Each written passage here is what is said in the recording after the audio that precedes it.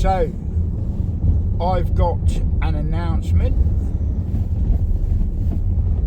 The channel may be taking a slightly different branch for the near future, possibly. I'm still going to do, well, no, it's not going to be, no, it's not going to be taking a different thing. I'm still going to be doing all the stuff I have been doing, going over the CX and other things that I have been doing already. But in addition, not instead of, in as well as, I have made the decision to do my HGV Class 1 C&E license. Get it done. So like I say, in addition, not instead of, I'm going to be posting my journey from holding a standard car license and enable me to drive the vehicles under a B category B. I'm going to be going for my C and E. Now, I've been talking to a lot of people about doing it. It's been coming for a while, to be honest. I've wanted to do it for a long time. I've been talking to a lot of people about, you know, how difficult it is, how to get jobs, you know, is it difficult to get jobs afterwards and things like that. Apparently, yes, it is difficult to get jobs afterwards because they only take people with experience and you can't get experience unless you get a job, that sort of thing.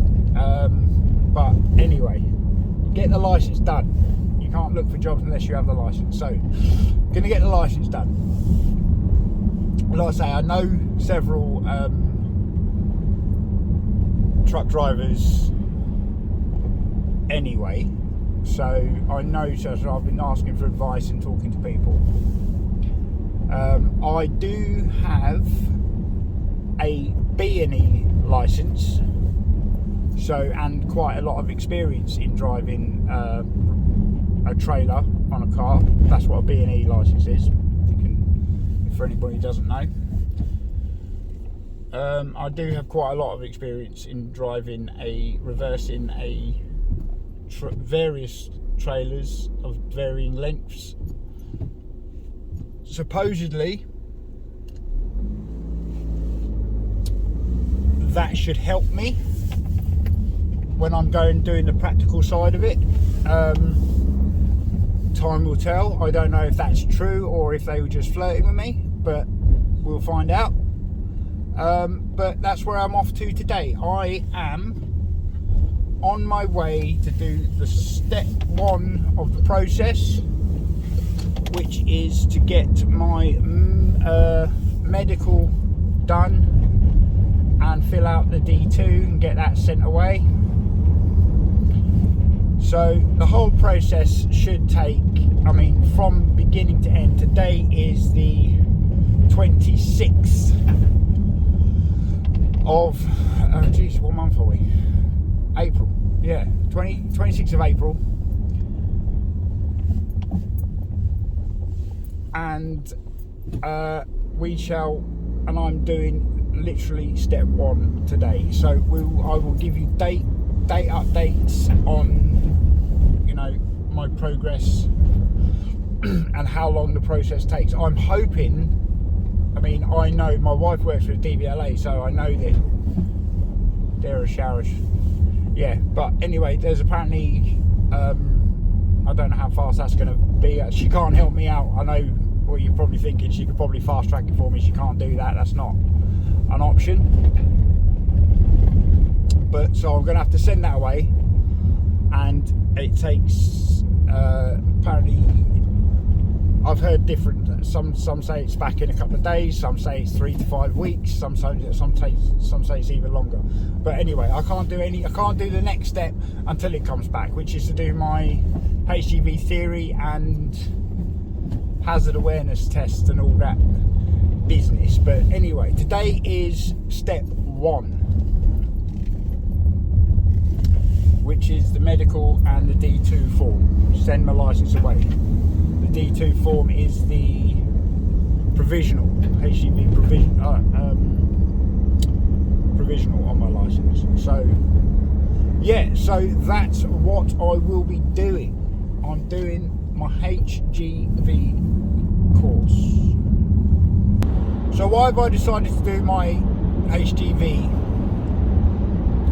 Well, like I've said, it's been a long time coming.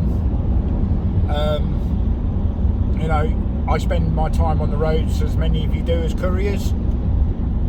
And for me personally, I love life on the road. It's just where I want to work.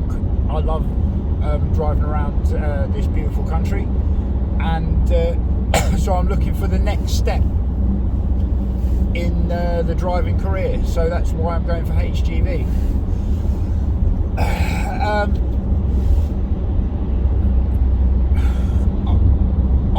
The idea of changing careers and going to another career, like working in an office or something like that, it literally fills me with anxiety. I can't even contemplate. My wife goes to work every day and she sits in an office all day talking to people and chatting to people talking. I'm not that person. I'm not. I live on the road.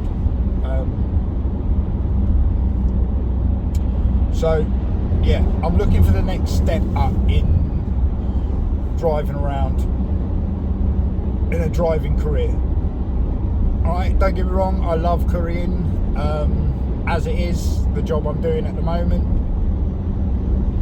And to be honest, I don't need the HGV to guarantee me not going back to an office work. I mean, I don't even know why I digressed down that way, but yeah, I mean, I could carry on doing this till, you know, until they take my licence off me with old age. But you know, why keep all your eggs in one basket? Let's see what the future will hold if I take the next step up. It's a lot of money to pay out for the HGV licence. Of course it is. I mean, it's not cheap at all. Every step of the way costs money. But you know, thankfully, because I've been a courier for so long now, I've got that sort of financial backing, and I'm pretty stable, so I can get that. I can get it done, and I'm quite looking forward to it. I'm quite looking forward to taking a plunge, as they say. So there we go. And like I say, I really hope, like, I've got quite a bit of experience in reversing trailers in a car. That apparently people have said that will help me. As I said before, people have said that will help me. I'm not convinced. If I'm being totally honest. Alright, yeah, you'll still have, I've got the knowledge of bend it and mend it sort of thing. I'm sure that would still, you know, those sorts of principles will still apply, but it's the size of the vehicle. It's gonna, you know, I don't know if I'm prepared for that, but that's what training's for. That's what training's for. So that's what I'm going to do, the training now. And I am concerned that it's going to be a lot of money to pay out, and you know, it's going to be hard to get a job on your HGV license after you've got it, because, you know, and I know why that rule is 2 years experience. It's because of the insurance companies, which just does not make fucking sense to me. It doesn't, right? Because they're saying, the insurance companies say that for a lot of small businesses, they go with the insurers that say you must, you know, your license, you know, your employees must have their HGV license for 2 years. which, like I say, it doesn't make sense to me, and here's why. Because you've got this, they're not saying that you have to have your license, you have to have 2 years worth of experience. They just say you have to have your license for 2 years. So when you pass your test, you can't get a job and you can't get experience because you can't get a job. You wait the 2 years and you start applying for jobs, and you're jumping into a HGV for the first time in 2 years since you've done your test. How is that safer? How is that safer? It's it doesn't make sense. And they have a shortage of HGV drivers in the country. Maybe that's why, though. Let's have a insurance companies. If there's any executives from any insurance companies watching this little video, I don't, probably not, but let's assume there are. The road, you end up insuring people who have got a license, sure enough, but they haven't had any experience driving a HGV because of you. Whoa! All right, well, that's fine. All right, I'm done ranting. Okay, I'm doing my HGV. When I've done my HGV, I'm going to carry it. Even if I've got my license, until I find a job as a HGV driver, I'll carry on doing this. I'm not gonna go hungry or anything like that. So I'm not worried about that. Maybe I'm a little bit lucky in that way, in that regard, that I can do my training in line with courier work, sort of thing. So maybe I'm quite lucky in that regard. There's some people not quite so lucky. They have to, if they lay out all this money, they are changing careers. They're quitting their job. They're doing a HGV license, and as soon as they've got that license, they want a job. Well, apparently, like I say, I've heard both sides of the coin, to be honest. I've said some places will insure new passes, but they're few and far between. And then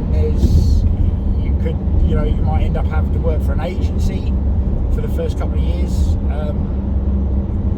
But again, you're not in the same truck all the time, or even the same company. You're back and forth. So so for people who are coming out of a career and changing and going into this, maybe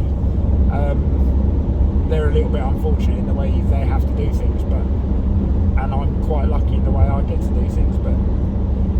But anyway, I'm doing my HGV. I'm doing my HGV license, Class 1, or formerly known as Class 1, currently known as C and E license, which means you can drive a large vehicle with trailer. One of those on over there. Yeah. Here's another one, look. That's going to be me. Yeah, we'll see. We'll see. I've got to pass everything first, haven't I? Might not even pass my medical. Go from a medical day, might not even pass that.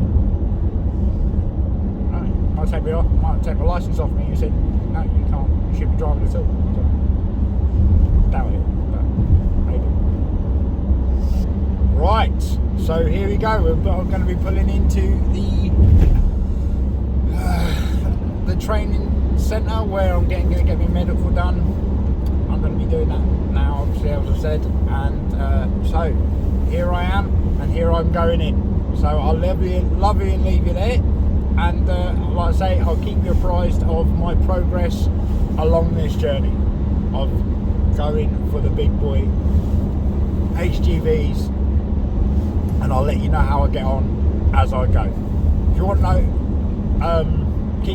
keep track of my journey and come on a journey with me. If you're first time to the channel, like and subscribe, get your notification bell. You, like I say it every time, you know how YouTube works, everybody does, come on. So like and subscribe, do all that business, and come on a journey with me and see how, and because you might be thinking about doing it as well, and you'll get to know what the journey is. I'll try and make the series, for want of a better term, with regards to my HGV, I'll try to make it as comprehensive as possible so everybody can see what's going on and what's happening. I might ask them if I can film while I'm doing my training. They might not, but if they don't, sorry about that. But anyway, I'm literally pulling in, like, it's going to be in the next couple of minutes. So, like I say, love you and leave you there. Right, so that's done. The medical part of the journey is completed. Well, the examination by the doctor was done. All finished. I've got a few bits and pieces I've got to fill out on there. That's the D2 form that they filled out in there for me. The D4 form they just filled out in there for me. I've got to fill out the D2 form myself, and the remaining parts, there's parts in the D4 form that I've got to fill out myself, and then I'll be popping that in the post later this evening. So it went well. Had a few queries about my medical history, because back in 2007 I had a medical condition that I got the all clear from in 2009, but she had a few questions about that. She put that on the form. She said it shouldn't be a problem because it was so long ago, but she had to ask. Took my blood pressure, slightly on the high side, but within the tolerance for the DVLA, so she says. So she just told me it was high. Like I say, it's intolerance for the DVLA. She was doing her duty as a doctor by telling me it was high, and, you know, get it sorted out, sort of thing. But other than that, it's gone pretty well. It's gone pretty well. A bit concerning, because I was talking to a receptionist there before I'd done my medical, and I was asking, like, sort of like, what's the